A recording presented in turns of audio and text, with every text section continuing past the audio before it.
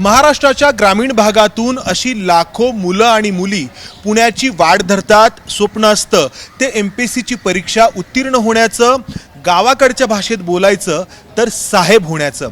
परंतु इथं आल्यानंतर जसा वेळ पुढे सरकतो तशी परिस्थितीची जाणीव व्हायला लागते, चटके बसायला लागतात. आणि अशातच जर यांच्यापैकी जर आपसामध्ये कोणी प्रेमात पडलं, म्हणजे MPSC करणारा मुलगा MPSC करणाऱ्या मुलीच्या प्रेमात पडला तर गुंतागुंत आणखी वाढते. आणि त्यामध्ये जर या दोघांपैकी एक जण MPSCच्या परीक्षेत उत्तीर्ण झाला तर ही गुंतागुंत आणखीनच वाढीस लागते. दर्शना पवार आणि राहुल हंडोरे यांच्या प्रकरणाच्या निमित्ताने MPSC करणाऱ्या या तरुण आणि तरुणींचं वास्तव, ते ज्या अवस्थेमधून जातात या सगळ्या कालावधीमध्ये, ते थोडंसं मांडण्याचा आपण प्रयत्न करणार आहोत. सगळेजण या ठिकाणी आहात. तर दर्शनाच्या बाबतीमध्ये जे काही घडलं तर त्यावरून तुम्हाला काय वाटतं? या वयामध्ये प्रेमात पडणं, वयसुलभ एक आकर्षण असणं हे कोणीही समजू शकतं. इतर वेगळ्या क्षेत्रामध्ये आपण बघतो किंवा कामाच्या ठिकाणी किंवा ज्या ठिकाणी मुलं मुली भेटतात एकमेकांच्या प्रेमात पडतात. मात्र या ठिकाणी असं होणं हे आणखी गुंतागुंत वाढवणारं ठरतं. मला असं वाटतं की प्रेमात पडणं हे फार काही चुकीचं आहे असं नाही. आणि जेव्हा गावाकडून एखादी मुलगी किंवा गावाकडून एखादा मुलगा MPSCचा अभ्यास करण्यासाठी किंवा स्पर्धा परीक्षेचा अभ्यास करण्यासाठी काही एक ध्येय घेऊन जेव्हा जो पुण्यात येतो किंवा शहरामध्ये येतो, तर अभ्यास करताना म्हणजे सोबत असताना ती एक फिलिंग्स, ती एक वाइब्स अटॅच होणं ते एक नॅचरल आहे. आणि प्रेम ही एक नैसर्गिक क्रिया आहे, त्याच्यामुळे त्यात काही चुकीचं आहे असं नाही. पण मुलींना आणि मुलांना दोघांना माझं एक सांगणं असेल की तुम्ही तुमचा जोडीदार निवडताना विचार करून जोडीदार निवडा. कारण मुली येतात, मुलं येतात, मुलांच्यामध्ये काही सक्सेस होतात, मुलींच्यामध्ये काही सक्सेस होतात. पण जे सक्सेस होतात ती व्यक्ती सक्सेस होण्याआधी आणि सक्सेस झाल्यानंतर या दोघांच्यामध्ये फार म्हणजे जमीन आसमानचा फरक असतो. कारण त्या मुलीचा किंवा त्या मुलाचा ॲटिट्यूड सक्सेस झाल्यानंतरचा बदलतो. आणि कदाचित ती व्यक्ती ज्या व्यक्तीसोबत एंगेज आहे किंवा ज्या व्यक्तीसोबत प्रेमामध्ये आहे, ज्या व्यक्तीसोबत रिलेशनशिपमध्ये आहे, त्या व्यक्तीला ते फेस करणं कठीण जातं. आणि तो मेंटली प्रेशराईज होऊ शकतो किंवा मेंटली त्या पोराच्या किंवा त्या पोरीच्या मेंटली जी काही मेंटल हेल्थ आहे त्यावरती ते इफेक्ट करतं. आणि दुसरा मुद्दा असा पण आहे की सक्सेस झालेले विद्यार्थी असू देत किंवा जे सक्सेससाठी झगडत आहेत अशा विद्यार्थ्यांचे जे पालक आहेत, पालक आणि विद्यार्थी या दोघांच्यामध्येही एक मला असं वाटतं की एक मनमोकळीक संवाद असला पाहिजे. कारण संवादाने बऱ्याच गोष्टी सुटत असतात. तुला काय अनुभव आहे? या केस संदर्भात मला एक म्हणजे सांगावं असं वाटतं की आपण समाजाने याच्याकडे एक केस म्हणून न पाहता एक सामाजिक विषय म्हणून पाहिला पाहिजे. कारण की आपण ग्रामीण भागातून इथं येतो, अधिकारी होण्याचं स्वप्न पाहतो, आपण ह्याच्यामध्ये यश अपयश येत असतं. पण जेव्हा आपला जोडीदार एक मुलगा असो किंवा मुलगी ह्याच्यामध्ये यशस्वी होतो, त्यावेळेस जो ॲटिट्यूड असतो आपला तो बदलताना आपल्याला दिसून येतो. परंतु ह्यामध्ये यश अपयश येताना टक्केवारी पाहिली गेली याच्यामध्ये तर 0.0% आहे. तर याच्याकडे आपण समाजाने एक नैराश्य किंवा ताणतणाव याकडे एक आजार म्हणून किंवा या विषयाकडे पण आपण लक्ष देणं गरजेचं आहे. का ताणतणाव या ठिकाणी तुम्हाला सगळ्यांना सहन करावं लागतं? येस, एक तर सामाजिक प्रेशर असतं. म्हणजे जेव्हा सुरुवात होतं, आपण खेड्यातून शहरात येतो MPSCच्या अभ्यास करण्यासाठी. इथं आल्यावर साहजिकच म्हणजे खेड्याचं काय बॅकग्राऊंड असतं, पण इथं आपल्या ओळखीचे कोण लोक नसतात. साहजिक मुलींना प्रेम होतं, ते त्याचं चालू असतं. पण तसं जसं आपण पुढे जातो एक अभ्यास होत नाही ह्या गोष्टीत पडल्यानंतर आणि ही एक प्रेमाचं प्रेशर असतं. मग यातून एक वय वाढतं. आणि जेव्हा आपला कोणतरी सहकारी किंवा मुलगी असेल किंवा मुलगा असेल ते सक्सेस होतात तेव्हा त्यांच्याकडे दुर्लक्ष करतात. पण त्यांना ते कळत नाही की जेव्हा आपल्याकडे काहीच नव्हतं, पोस्ट नव्हती, तेव्हा आपल्या जोडीदाराने आपल्याला सपोर्ट केलेला आहे. त्याला आता चांगली जेव्हा आपल्यावर वेळ येईल तेव्हा त्यांच्याकडे दुर्लक्ष करता कामा नाही. आणि साहजिकच ह्याच्यातून असं जेव्हा नैराश्य येतं किंवा आता ह्या केसमध्ये पण असंच काय दिसून येतं आपल्याला प्रथमदर्शनी की ती मुलगी सक्सेस झाली आणि हा सक्सेस नाही किंवा काही नाही. तर मग त्यात मग हे असं असेल तर या ठिकाणी जे काही मुलं मुली तुम्ही आहात तर त्यांनी प्रेमात पडायचं की नाही पडायचं? की आम्ही साहजिकच कोणी म्हणलं की गावाकडून जर शिकायला गेलाय तर अभ्यासावरतीच लक्ष केंद्रित कर. नाही, प्रेम करणं हा ज्याचा त्याचा अधिकार आहे. त्यांनी तसा जोडीदार बघून प्रेम केलं पाहिजे. नंतर आपण बघतो की एक मुलगा खूप मुली फिरवतो, एक मुलगी खूप मुलं फिरवते, असं खूप काय दिसून येतं. पण जो परफेक्ट आहे आपल्यासाठी किंवा आपल्याला लाईफ टाईम खुश ठेवू शकतो अशावरच त्यांना नाही का मुली नाही म्हणून आपण प्रेम केलं पाहिजे. नाहीतर आजच्या दुनियादारीत कुणीही कुणाचं नाही, ह्याचाही मुलींनी विचार करावा आणि आपल्या करिअरवर फोकस करावा. आपल्या घरच्यांचं नाव जाणार नाही समाजात. मुळात या ठिकाणी जे काही तुम्ही शिक्षणासाठी येता, अभ्यासासाठी येता, अशा वेळी मुलांनी मुलींनी प्रेमात पडावं की नाही पडावं या ठिकाणी, आणि जर असेल प्रेम तर मग ते व्यवस्थित योग्य मार्गाने जाईल याची काळजी कोण घेणार, खबरदारी कोण घेणार? ॲक्च्युली प्रेमात पडावं का नाही पडावं हे का ठरवून होणाऱ्या गोष्टी नाहीत असं माझं स्वतःचं मत आहे. हे एक नॅचरल नैसर्गिक प्रक्रिया आहे जी आपण ठरवून करत नाही. जर ठरवून करतो तर तो व्यवहार झाला. तर फक्त नातं सांभाळताना किंवा नातं हँडल करताना बाकीचं सगळं करिअरचं प्रेशर आहे, सगळ्या गोष्टींचं प्रेशर आहे. पण त्यामध्ये नात्यामध्ये पण मुलामुलीच्या नात्यामध्ये मित्रमैत्रीण असू दे किंवा गर्लफ्रेंड बॉयफ्रेंड असू दे, संवाद असला पाहिजे. जसं आईवडिलांची आणि कुटुंब म्हणून पण आपल्या आईवडिलांची जसं मुस्कान बोलली तसं की संवाद असला पाहिजे. कुठलाही मनमोकळा संवाद की आपण बोलू शकतो, आपल्या व्यथा मांडू शकतो की बाबा माझं असं असं प्रकरण आहे किंवा माझ्या अशा पर्सनल गोष्टी आहेत, आणि ते कुटुंब म्हणून ते सामाजिक लेवलला चांगल्या प्रकारे सॉल्व्ह केलं पाहिजे. आपल्याकडे असं रूढी परंपरा, मग जात, मग हे मग तू आर्थिक स्तर हे बघून मग नंतर पोस्ट निघाल्यानंतर मग त्यांचं हे चेंज होतं. हेच महत्वाचं आहे. म्हणजे जात, रूढी, परंपरा हे तर अडथळे आहेतच, मात्र यापैकी जर एखादा तरुण, एखादी तरुणी जर MPSCची परीक्षा उत्तीर्ण झाली तर त्याच्या ॲटिट्यूडमध्ये फरक पडतो या ठिकाणी. हो, फरक पडतो. ॲटिट्यूडमध्ये फरक पडतो. तुमच्यापैकीच काही तुमचे मित्र जे आहेत ते यशस्वी झाले असतील तर म्हणजे सगळेच आहेत असं नाही, पण फरक पडतो. आणि त्यामुळं आधी त्याचा जो कोणी जोडीदार असेल किंवा जोडीदारी नसेल त्याच्या सोबतच्या वागण्यामध्ये मला तर असं वाटते की प्रेम आणि आकर्षण या दोन वेगळ्या गोष्टी आहेत.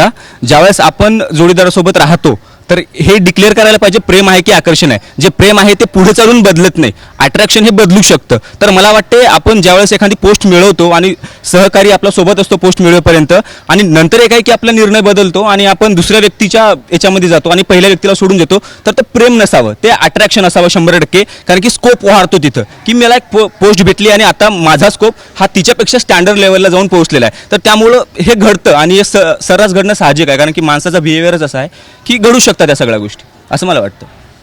तुम्ही खरं तर अनेक मुलं मुली पाहिलेली आहेत या सगळ्या अवस्थेतून जाताना. तर दर्शना आणि राहुलचं हे जे काही प्रकरण सगळ्यांच्या समोर आलं, तर त्या निमित्ताने तुमचा अनुभव काय सांगेल? मला बऱ्याच वेळा असं जाणवलं की MPSCमध्ये ज्यावेळेस तुम्हाला सक्सेस भेटतं किंवा नोकरी लागते त्यावेळी समाज, कुटुंब त्या नोकरीला, त्या सक्सेसला इतकं ग्लोरीफाय करतात की तुम्ही एका वेगळ्या उंचीवर जाऊन पोहोचता. खरं तर ते तितकं ग्लोरीफाय करणं समाजात साहेब होणं जे आहे ना, तर ते एका वेगळ्या उंचीवर घेऊन जातं. आणि त्या उंचीवर गेल्यानंतर तो ज्यावेळेस इतरांकडे पाहतो, आपल्या मित्रांकडे पाहतो, तर तो या भूमिकेत येतो तो मुलगा अचानक की तो स्वतःला वेगळं समजायला लागतो. आणि ज्यांच्या सोबत तो कालपर्यंत होता तो त्यांना लगेच काहीतरी शिकवण्याचा प्रयत्न करतो किंवा मी कसा श्रेष्ठ आहे, आणि बाकीच्यांना कमी लेखण्याचं हे प्रमाण खूपच जास्त आहे. सगळे असं करतात असं मी म्हणत नाही, पण ते प्रमाण जास्त आहे. दुसरी गोष्ट, MPSCमध्ये सक्सेसचं प्रमाण अगदी कमी आणि एक्झिट पॉईंट MPSCमध्ये नाहीच आहे. म्हणजे इकडे एक्झिट करता येत नाही, मी आता MPSC थांबवेल, पुढची परीक्षा देईल, पुढची परीक्षा, याच्यातून आपलं वय वाढत जातं. आणि वय वाढत गेल्यानंतर आपल्या जोडीदाराला कुठेतरी नोकरी लागते आणि मला एक चान्स दे, मला एक अटेम्प्ट दे, पुढच्या अटेम्प्टमध्ये नक्की मला नोकरी लागेल. ती एक अटेम्प्ट त्याच्यासाठी थांबू शकते, नापास झाले अजून एक अटेम्प्ट दे, नक्की नोकरी लागेल. मग त्या मुलीला सुद्धा घरच्यांच्या अपेक्षा आहेत, मुलाला पण घरच्यांच्या अपेक्षा आहेत, त्याचं वय त्याच्यामध्ये हातात नसतं. त्याच्यामुळे त्या प्रेम प्रकरणाचं लग्नामध्ये रूपांतर होण्याचं जे प्रमाण आहे ते इतर क्षेत्रांच्या बाबतीत आपण स्पर्धा परीक्षेची तुलना केली ना तर ते अगदी नगण्य आहे किंवा कमी आहे. म्हणजे इथं जी काही प्रेम प्रकरणं होतात किंवा एकमेकांच्या रिलेशन्समध्ये जे कोणी येत असतील तर ती लग्नापर्यंत जाण्याचं प्रमाण यामुळं कमी आहे. कारण दोघांपैकी एकच कोणीतरी यशस्वी झाला तर ते नातं टिकत नाही. कारण ते नातं न टिकण्याचं कारण दुसरा यशस्वी होण्याची गॅरंटी जो यशस्वी झालाय त्याला नसते, कारण सातत्य नाही आहे आणि सक्सेस रेशो जो आहे तो अगदी कमी आहे आणि एक्झिट पॉईंट नाही आहे. ह्या 2-3 गोष्टी, वाढणारं वय, सक्सेस रेशो कमी आहे, परत परीक्षा वेळेवरती होतील का, झालेल्या परीक्षांचा निकाल वेळेवरती लागेल का, आणि जर लागला तर त्याला न्यायालयामध्ये कोणीतरी आव्हान देऊन स्थगिती कोणीतरी मिळवेल का, अशा एक ना अनेक गोष्टी ज्या आहेत त्यावरती या सगळ्यांचं भवितव्य जे आहे ते अवलंबून असतं. बरोबर?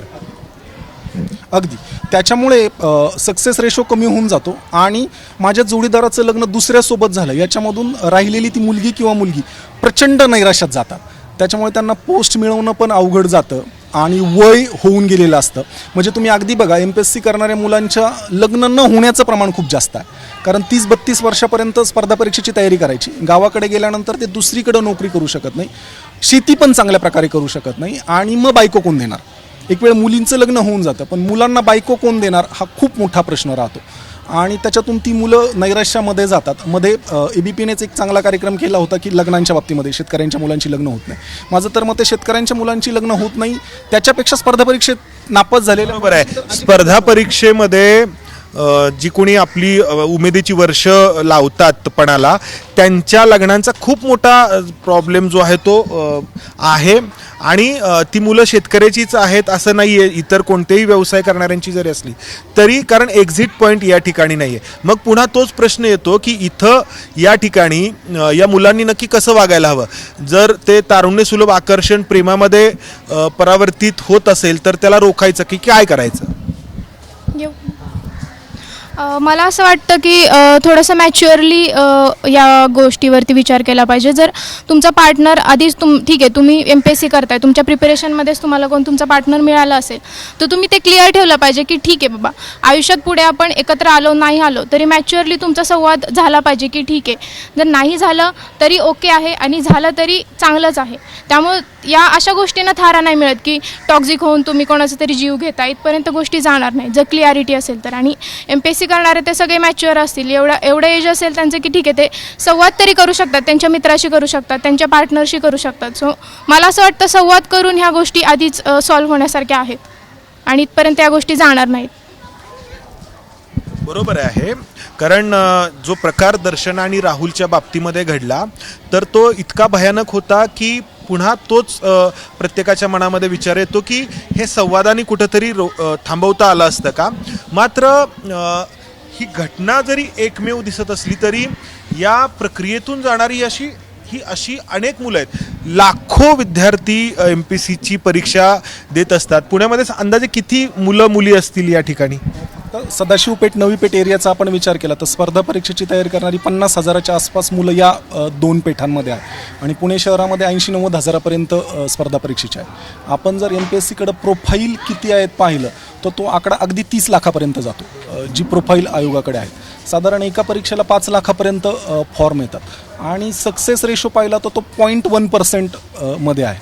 आणि बाकीची जी मुलं आहेत त्या मुलांचं काय, तर तो एक मोठा प्रश्न या निमित्ताने समोर आला आहे. खरं तर त्या अनुषंगाने चर्चा झडायला पाहिजे की जी मुलं नापास होत आहेत त्या मुलांचं काय करता येईल. आणि दुसरं म्हणजे मला नेहमी वाटतं की स्पर्धा परीक्षेमध्ये एक्झिट पॉईंट असावा. ही ठेवण्याची जबाबदारी त्या मुलाची किंवा मुलीची आहे.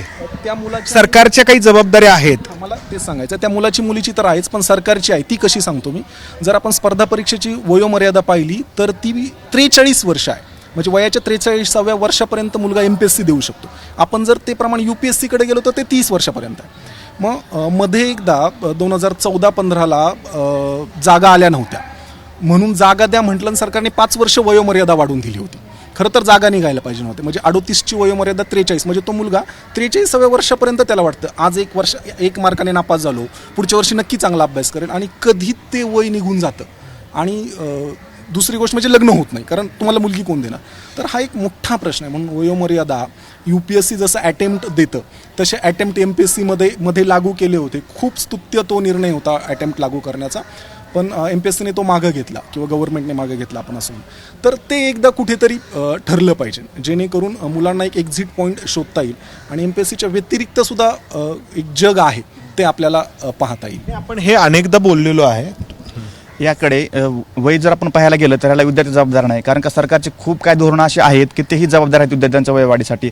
आता जर आपण एक उदाहरण सांगतो मी थोडक्यात की पोलीस भरती ही डिसेंबरमध्ये निघली, उन्हाळी तेव्हाच निघणं अपेक्षित होतं पण आता जूनमध्ये उन्हाळी निघली त्यामुळे आता 6 महिने पुढे आले. सरकारच्या ह्या चुकीमुळे किंवा गलतान कारभारामुळे 6 महिने पुढे आले त्याला विद्यार्थी काय करू शकतो. विद्यार्थ्यांना असं वाटतं की मी 2 मार्कांनी गेलोय चांगला अभ्यास करून येणाऱ्या परीक्षेत माझी चांगली तयारी करून मी पुन्हा परीक्षा देईल ही विद्यार्थ्याची एक भोळी अपेक्षा असते. पण ह्यात खूप काय काळ निघून जातो. त्या सरकारच्या काय धोरणं आडवे येतात त्यामुळे विद्यार्थी तिथे सामाजिक प्रश्न निर्माण होतो. सरकारने सुद्धा यात गांभीर्याने दखल घेणं गरजेचं आहे आणि तात्काळ सरकारने गांभीर्याने दखल घेणं गरजेचं आहे. आपण वारंवार जसं म्हणतो की परीक्षा वेळेवर होणं आणि निकाल वेळेवरती लागणं. मात्र जो प्रकार दर्शनाच्या बाबतीमध्ये घडला तर तो जो आहे तो म्हणजे तुम्हालाही सगळ्यांना अंतर्मुख करायला लावणार आहे की या ठिकाणी तुम्ही असताना की नक्की हां हा सर, मगाशी सरांनी जो पॉईंट मांडला स्पर्धा परीक्षा आणि पोरांचा बदलणारा ॲटिट्यूड ह्या संदर्भामध्ये थोडं बोलायचं होतं. समाज म्हणून आपण एक त्या पोस्टसाठी एक वेगळीच व्हॅल्यू क्रिएट केलेली आहे. ती एक ब्रिटिश लिगसी आहे आपल्याकडे आलेली. खरं तर त्या पोस्टचा अर्थ आहे पब्लिक सर्वंट, पण त्याला आपण नाव दिलं आहे साहेब.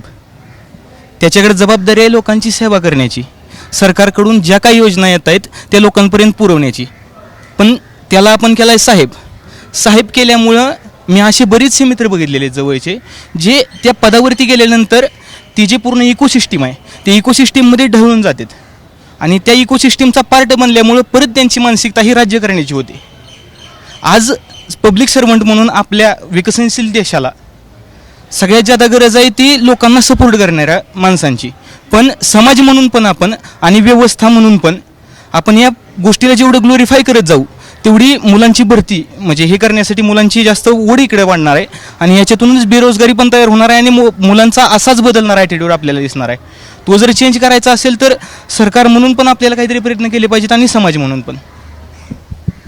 नेमकं बोलला मग तू साहेब बनण्याच्या आकर्षणाने नाही आलेला? माझी लहानपणापासूनची जी सुरुवात झालेली होती वडिलांनी किंवा विचारलं, पण साहेब बनण्यामध्ये हरकत नाही, फक्त साहेब बनून काय करायचंय हा महत्वाचा आहे. तो तर वेगळा भाग झाला. पण या ठिकाणी ही मुलं मुली म्हणजे एखाद्या अभ्यासिकेमध्ये एकत्र अभ्यास करतात, एकत्र नाश्ता करतात, एकत्र चहा घेतात, अनेकदा एकत्र वेगवेगळ्या विषयांवरती चर्चा करतात आणि त्यामुळं जे यांचं एकत्र येणं आहे त्यातून जे काही या ठिकाणी परिस्थिती निर्माण होते, प्रश्न म्हणणार नाही आपण, जी परिस्थिती निर्माण होते ती यांचं आयुष्य अधिक गुंतागुंतीचं बनवत जाते का, आणि जर जात असेल तर त्यातून मार्ग काय काढायचा हा आपला मुद्दा आहे. आणि त्यामुळंच दर्शना आणि राहुलच्या बाबतीमध्ये जे घडलं तर ते रोखायचं असेल तर मग काय? मला असं वाटतं की इमोशनल आणि प्रॅक्टिकल ह्या सगळ्या गोष्टींची तुम्ही एक चांगल्या पद्धतीने जोड करावी. जेव्हा तुम्ही जोडीदार निवडता ठीक आहे, बट ऑब्वियस असं होतं की तुम्ही सोबत राहताय तर ऑटोमॅटिकली आपण एकासोबत एक अटॅचमेंट वाटते. कारण काय असतं, गावाकडून आलेलो असतो, घरचे जे आपले असतात नातेवाईक म्हणा किंवा पालक असे ते सगळे गावाकडे असतात. मग इथं आल्यानंतर आपल्याला असं वाटतं की आपल्या हक्काचं कोणीतरी असावं आणि या गोष्टीसाठी एक आधारवड असावा किंवा ज्याच्यासोबत काही गोष्टी शेअर करता याव्यात. या सगळ्या भावनांनी म्हणजे या सगळ्या भावनांच्या भरामध्ये जाऊन काही अटॅच होत असतात, काही अटॅचमेंट होत असतात, रिलेशनशिप्स वाढत असतात. बट या सगळ्या गोष्टी करत असताना जर आपल्याला दर्शन आणि राहुल होऊन द्यायचा नसेल तर आपल्याला इमोशन्स आणि प्रॅक्टिकल या दोघांची एक चांगली जोड करता आली पाहिजे. ज्या ठिकाणी इमोशनने आपल्याला विचार करायला पाहिजे त्या ठिकाणी तुम्ही इमोशनली विचार कराच, पण त्याशिवाय तुम्ही प्रॅक्टिकली राहा. करिअर आणि स्वतः हे तुम्ही सेल्फला ठेवा, म्हणजे प्रायोरिटीला स्वतःला आणि तुमच्या करिअरला ठेवा. त्याच्यासोबत ज्या बाकीच्या गोष्टी असतील तुम्ही त्याच्यावरती फोकस करा. मुस्काननी जे सांगितलं ते थेरोटिकली अगदी परफेक्ट आहे, परंतु आजूबाजूला परिस्थिती तशी जाणवते का तुम्हाला? या सगळ्या परिस्थिती म्हणजे अनेक मुलं मुली तुम्ही बघत असाल, अनेक म्हणजे कपल्स बघत असाल, परिस्थिती अशी एक जाणवते की आपण माणसं ओळखायला शिकलं पाहिजे. आपण जे काही क्षणिक आकर्षण असेल किंवा ह्या स्पर्धा परीक्षेच्या क्षेत्रात ज्यावेळेस तुम्ही अभ्यास करता एक ताणतणाव येतं, नैराश्य येतं आणि त्या नैराश्यातून आपल्याला कुणीतरी एक आपला माणूस असावा ज्याच्याशी आपण बोलू शकू किंवा जो आपला किंवा इथं कसं कुणी आपल्यासोबत नसतं, नातेवाईक नसतात, कुणी नसतं आणि इथं प्रत्येकजण आपला स्पर्धकच असतो म्हणून एक आपला माणूस असावा म्हणून त्यातून एक भावनिकता निर्माण होते. परंतु ही भावनिकता निर्माण करताना ते क्षणिक आकर्षण आहे का तुमची काही लाईफ टाईम कमिटमेंट आहे याचा आपण विचार करणं गरजेचं आहे. आणि आपला जो जोडीदार आहे तो ओळखणं गरजेचं आहे. कारण की नेहमी काय होतं ज्यावेळेस दोघांपैकी एकाला सक्सेस मिळतं त्यावेळेस माणसं कोणत्याही व्यक्तीचं म्हणजे ह्युमन नेचर आहे की त्याचा ॲटिट्यूड बदलतो किंवा तो समोरच्या विषयाचा त्याचा दृष्टिकोन बदलतो. तर मग हे आपण आधीच ओळखणं गरजेचं आहे आणि येणाऱ्या परिणामाला सामोरं जाणं गरजेचं आहे. एकीकडे यशस्वी होण्याची या ठिकाणी असलेली स्पर्धा आणि दुसरीकडे मुलींच्या बाबतीत खास करून लग्नाच्या बाबतीमध्ये सतत काही दबाव असा तुम्हाला जाणवतो की बाबा एवढ्या वर्षांपर्यंतच तुम्ही आता प्रयत्न करा त्यानंतर मग काय करायचं?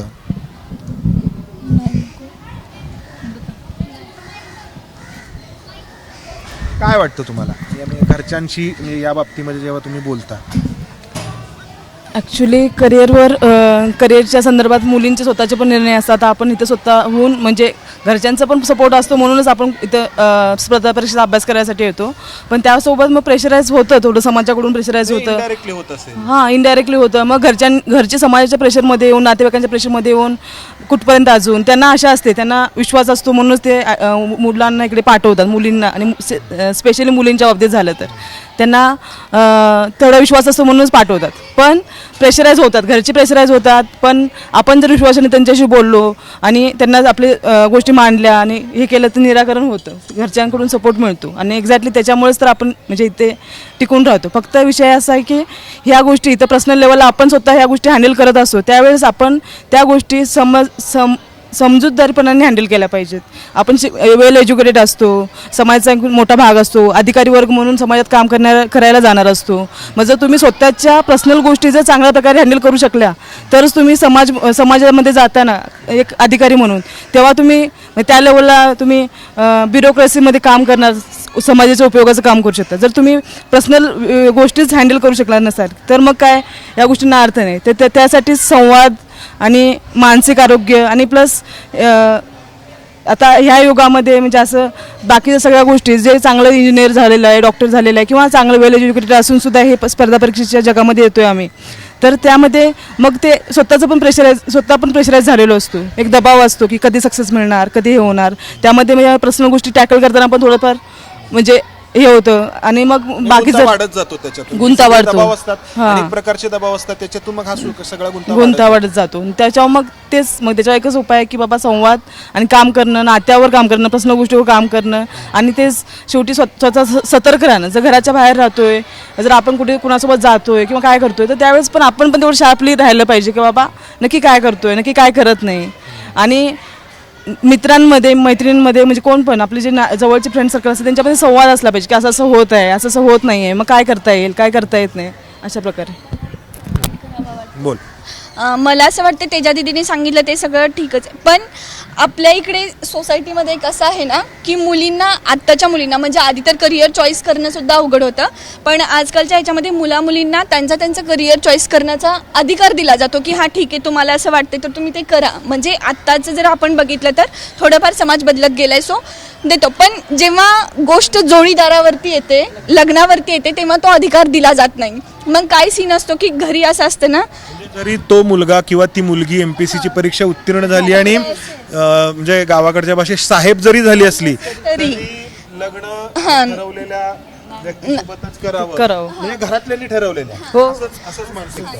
जोडीदार निवडण्याचा अधिकारच दिला जात नाही. आणि जर समजा जोडीदार निवडलाय आणि सांगताय तर मग सगळ्यात आधी बघितली जाते कास्ट, रिलिजियन आणि मग बाकीच्या सगळ्या गोष्टी. आता तुम्ही इथे आहात, तुमच्या मित्रमैत्रिणी ज्या यशस्वी झाल्या असतील, साहेब साहेबीण झाले असतील, तर त्यांच्या बाबतीमध्ये हे सुद्धा जाणवलं तुम्हाला? जाणवते. लग्न मात्र घरातल्यांनी ठरवलेल्या व्यक्तीसोबत. ऍक्च्युली आता स्पर्धा परीक्षा अभ्यास म्हणजे पूर्ण ओव्हरऑल सगळ्या समाज रचनेचा अभ्यास असतो, कास्ट सिस्टीम कुठून निर्माण झाली याचा अभ्यास असतो, पूर्वीपासून सगळ्या गोष्टींचा अभ्यास असतो. एवढा सगळा अभ्यास करून पण जेव्हा अधिकारी होतात त्यावेळेला ॲटिट्यूड चेंज होतो. त्यावेळेला एक तर घरच्यांचं प्रेशर तर असतंच, पण नंतर आपला जोडीदार जो आपल्या सोबत असतो, जो म्हणजे प्रत्येक वेळेला त्या गोष्टीत म्हणजे साथ असते, सोबत असते, फक्त तो काही कारणांनिमित्त पाठीमागे राहतो आणि आपण पुढे जातो, त्यावेळेला ॲटिट्यूड चेंज होतो. आणि त्या ॲटिट्यूडवर काम करणं गरजेचं आहे की बाबा ठीक आहे, आपल्याला यश मिळाले, त्याला यश नाही मिळालं, पण त्याचं काय ते कारणं आहेत. आता इतकी मोठ्या लेवलला म्हणजे लोक इथे ह्या स्पर्धा परीक्षेमध्ये जे तो करतो तो स्पर्धा परीक्षा करत असल्यामुळे खूप जास्त नाही का लोकांचं प्रमाण जास्त आहे आणि नोकरीचं प्रमाण कमी आहे. त्यामुळे टक्केवारी रिझल्टची खूप कमी असल्यामुळे काही शेकड्यांमध्ये निघणाऱ्या भरतीच्या जागा आणि या परीक्षा देणाऱ्यांचं लाखोंमध्ये असलेलं प्रमाण, म्हणजे 30 लाख महाराष्ट्रातले तरुण तरुणी वेगवेगळ्या प्रकारच्या एमपीसीच्या परीक्षा देत असतात. आणि प्रत्येक वेळी म्हणजे वेगवेगळ्या खात्यांमधल्या या जागा किती असतात, तर काही शेमध्ये जागा असतात, काही शेमध्ये जागा असतात. त्यामुळं यशस्वी होणाऱ्यांचं तर कौतुक करतो आपण, मात्र अयशस्वी होणाऱ्यांचं जे प्रमाण आहे ते कितीतरी अधिक आहे. म्हणजे अगदी यशस्वी होणाऱ्यांचं प्रमाण काही पॉईंटमध्ये आहे. त्यामुळं हा जो प्रश्न आहे तो अतिशय गंभीर आहे. आणि या अशा गंभीर प्रश्नामध्ये हे जे काही प्रकरण घडलं आहे दर्शन आणि राहुलचं, त्याचा काय परिणाम होईल असं तुम्हाला जाणवतं ह्या सगळ्या तुमच्या या सगळ्या फ्रॅटर्निटीवरती? ॲक्च्युली माझं ते एक मुद्दा तोच बोलायचा राहिला की जोडीदार निवडण्याची जी आपल्या समाजाची जी मानसिकता आहे ना की बाबा मुलीने आणि मुलाने नाही तर आम्ही कुटुंब म्हणून किंवा आम्ही समाज म्हणून आम्ही ठरवणार की तुम्ही कुणाशी लग्न करायचं कुणाशी लग्न करायचं नाही ह्यामुळे ना हे पुढे जाऊन मग थांबतं. म्हणजे जी कमिटमेंट असते किंवा कमिटमेंट असते नसते ना आता ते पुढं न्यायला ते कचरतात आणि मग मी इतक्या मोठ्या पदावर गेले मग ते ग्लोरिफिकेशन झाल्यामुळे पदांचं वगैरे एकतर ही नॉर्मल सरकारी नोकरी म्हणजे हे स्वतःसाठी एक सोय स्वतःचे म्हणजे रोजगाराची सोय आहे. मग त्याचं त्याला इतकं ग्लोरिफाय करण्याची गोष्ट नाही आहे की बाबा मी DYSP झाले किंवा काय झालं बरं ठीक आहे कष्ट इतकं 5-6 वर्ष म्हणजे ह्या प्रोसेसमधून येऊन खूप साऱ्या गोष्टीतून आल्यानंतर त्या गोष्टीला सत्कार वगैरे हे आत्ता तुम्ही बोलतात मात्र जेव्हा पोस्ट निघते तेव्हा जो दृष्टिकोन आहे तो बदलून जातो. जो आपण म्हणतो की ॲटिट्यूड जो आहे तो बदलून जातो. तर याच्यावरती आधीपासून काम करायची गरज आहे. हां मग तेच तर म्हणते की बाबा अभ्यास आपण करतो ज्या आपण इतका अभ्यास करत असतो आणि या गोष्टीतून बाहेर निघतो मग आपण इथिक्स वाचतो आपण सगळ्या गोष्टी हे करतो मग आपण स्वतःच्या पर्सनल लाईफमध्ये ते इम्प्लिमेंट केला पाहिजे ना. आपणच जर त्याच नजरेने जो ठीक आहे जुन्या रूढी परंपरा आहेत आणि आपण त्या गोष्टीसोबत घेऊन आलो पण आपले विचार आपले हे तर ठामपणे सांगता आले पाहिजे. एकूण काय तर या ठिकाणी अभ्यासासाठी आल्यानंतर प्रेमात पडायचं की नाही हा ज्याचा त्याचा प्रश्न आहे. अर्थात काही एक बाजू आहे ती म्हणते की तुम्ही अभ्यास करण्यासाठी तिथे गेलात तर हे प्रेम वगैरे ही काही थेरं तुम्ही करू नका. दुसरी बाजू अशी आहे की ते काही नैसर्गिक आहे आणि या ठिकाणी कोणी ठरवून करू शकत नाही अशी दुसरी बाजू पण आहे. पण जर काही त्या ठिकाणी प्रेम या ठिकाणी झालं कोणाला प्रेमात जरी कोणी पडला तरी या सगळ्यांनी जी काही मतं मांडलेली आहेत तर त्याचा विचार व्हायला हवा की जोडीदार निवडणं आणि त्याचबरोबर त्या जोडीदाराने समजून घेणं कारण यशस्वी होण्याचं प्रमाण जे आहे ते अगदी पॉईंटमध्ये आहे या ठिकाणी. माझा प्रश्न तोच होता की या सगळ्या प्रकारामुळे काय फरक पडेल याच्यामध्ये राहुल आणि दर्शनात. राहुल आणि दर्शनाचं प्रकरण समोरच का आलं तर त्या प्रकरणामध्ये मृत्यू आहे म्हणून समोर आलं. अशी कित्येक प्रकरणं सर आम्ही रोज अभ्यासतोय की जी समोर येत नाही आहे. म्हणजे दोघं प्रेमात पडतायत एकाचं लग्न होतं दुसरा स्ट्रेसमध्ये जातो त्यांचं लग्न होत नाही. राहुल आणि दर्शनाच्या केसमुळं हा जो विषय आहे ना तो पहिल्यांदा पटलावर आला आहे आणि हा जो समाजाच्या पटलावर आला आहे आणि पर्यायाने जे या दृष्टीने विचार करणारे आहेत जसं की ABPने ही बातमी खूप उचलून धरली आणि सगळीकडं हा विषय पटलावर आल्यानंतर याच्यातून काहीतरी सोल्युशन निघलं पाहिजे. आणि ते सोल्युशन या प्रकारचं असावं की माझं मुळात समाजालाच असं आव्हान आहे की ग्लोरिफिकेशन कमी करा. म्हणजे एकाच म्हणजे कधी तर जात पण एक आहे एकमेकांना लहानपणापासून ओळखणारी आहेत दोघं सोबत राहत आहेत पण लग्नाची जेव्हा वेळ येते तेव्हा नाही त्याला नोकरी नाही आणि तुला नोकरी आहे तुमचं लग्न होऊ शकत नाही. अरे सगळंच एक आहे तुम्ही लहानपणापासून ओळखताय म्हणजे अगदी या केसमध्ये पण. तर आपण ज्यावेळेस हा विचार करू ना समाजाने जर ग्लोरीफाय करणं ते कमी केलं तर नक्की याच्यातून मार्ग निघेल आणि परत एखादी दर्शना किंवा एखादा राहुल होणार नाही आहे आणि त्या टोकापर्यंत ही लोक जाणार नाही आहे. तर तो विषय समाजाने घ्यावा त्याच्यावरती चर्चा घडाव्यात आणि याच्यातून काहीतरी मार्ग निघावा या केसच्या निमित्ताने तरी मला आत्ता वाटतं. तुला काय वाटतं? हां मलाही तसं वाटतं की ग्लोरिफिकेशन थोडं कमी झालं पाहिजे आणि मला असं वाटतं की तुम्ही थोडं तुमचं पर्सनल मेंटॅलिटी इतकी स्ट्रॉंग ठेवा की आयुष्यात तुम्हाला काही जरी सिच्युएशन आली ठीक आहे तुमचा पार्टनर तुमच्या लाईफमध्ये काही सिच्युएशन येऊ शकते की तुम्ही येऊ शकता एकत्र नाही येऊ शकत काही रिझन असू शकतं त्याच्या पुढून पण तुम्ही मूव्ह ऑन करण्याची तयारी ठेवली पाहिजे आणि हे सगळं अवॉइड केलं पाहिजे की तुम्ही एखाद्याला प्रेशराईज करताय माझी लग्नच कर माझी पोस्ट निघाली आहे मग मी नाही करणार ह्या गोष्टींमध्ये राहण्यात काय अर्थ नाही. तुम्ही लाईफ आहे तुम्ही त्यातून मूव्ह ऑन केलंच पाहिजे.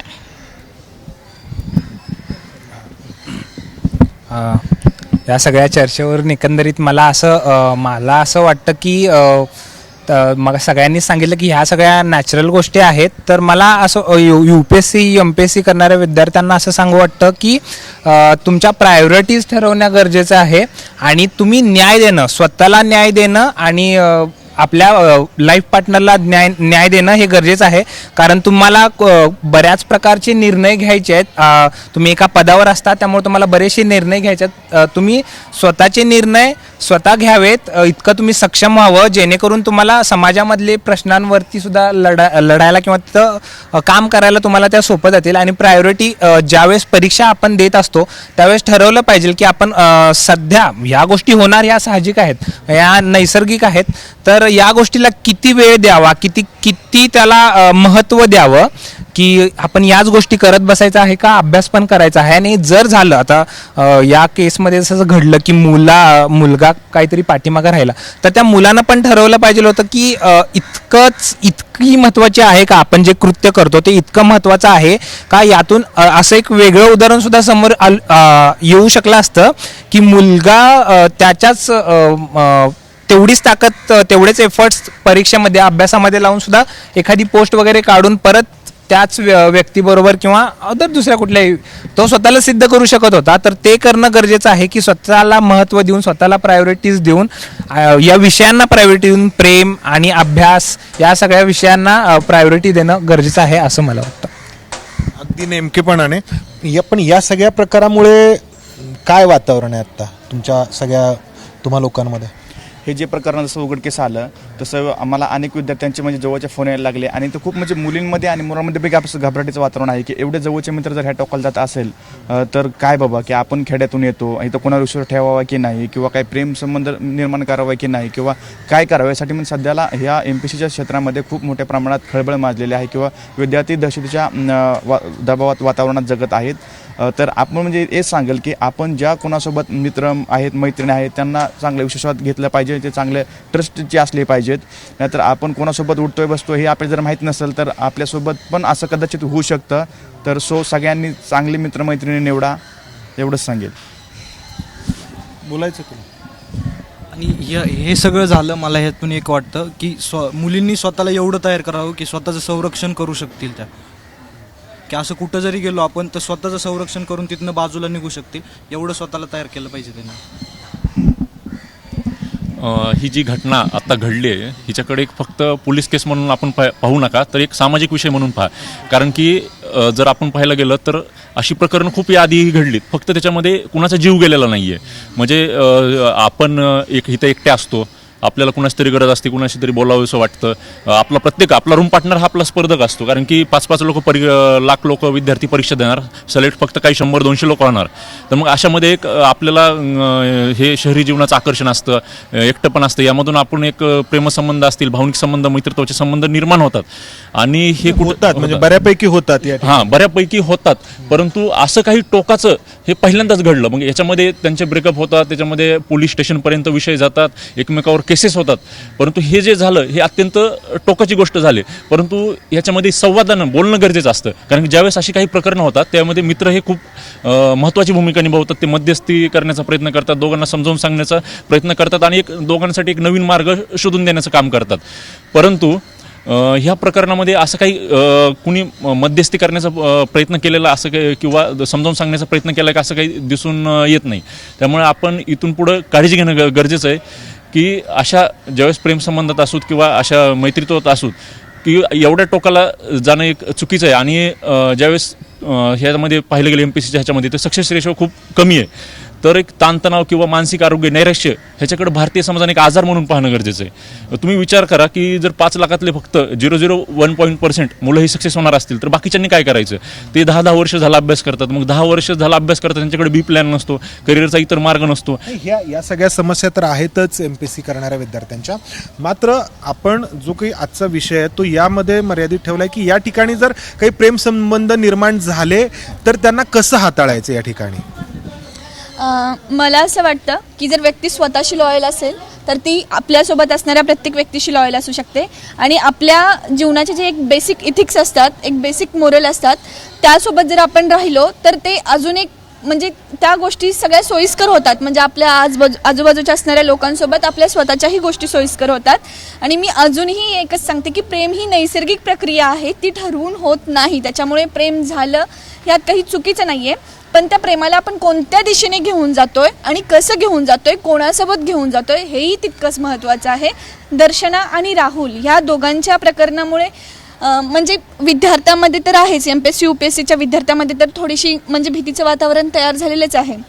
पण ज्यांचे पालक गावाकडे आहेत त्यांच्यामध्ये सुद्धा भीतीचं वातावरण तयार झालेलं आहे. कारण या गोष्टीचा एक बॅड इम्पॅक्ट असा पण झालेला आहे, म्हणजे ते पॅरेंट्सचा एक म्हणजे कन्सर्न असेल किंवा एक काळजीपोटी ते असेल, पण पोरींच्या वरती आता असा दबाव होत आहे की तू ज्या मित्रांच्या सोबत फिरते, जे मेल फ्रेंड्स आहेत ते तुझे चांगले आहेत का, किंवा आता या सगळ्या अशी गोष्टी विचारणा होतीये. हां अशी विचारणा होते. शिवाय एवढे प्रश्नचिन्ह निर्माण झालेत की आता तिला तिथं ठेवायचं का पुण्यामध्ये, किंवा तिचं काही आहे का, किंवा ती कुठे एंगेज झाली आहे का, किंवा ती ज्या पोरांच्या सोबत राहते उठते बसते ते आहेत का.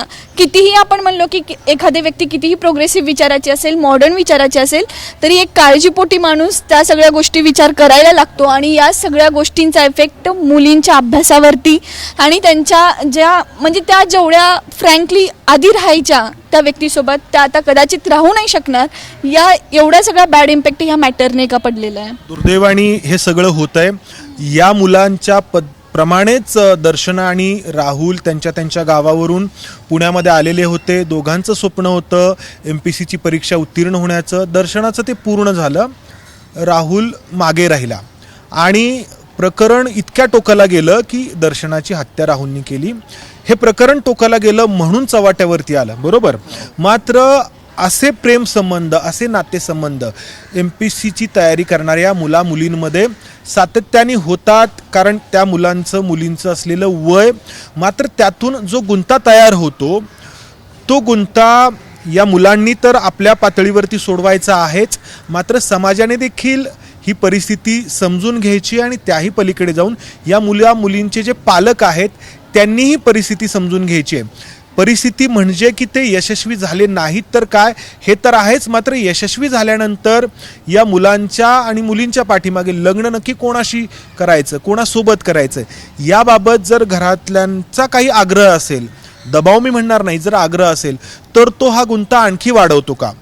दर्शना आणि राहुलच्या बाबतीमध्ये जे घडलं ते पुन्हा घडायचं नसेल आणि ही मुलं नक्की कोणत्या ताणाला सामोरी जात आहेत याची थोडीशी जाणीव जी आहे ती या मुलींच्या घरातल्यांनी ठेवायची आहे आणि समाजाने तर ठेवायचीच आहे. कॅमेरामन अमोल गवाळेसह मी इथेच थांबतो. धन्यवाद. ABP माझा, उघडा डोळे बघा नीट.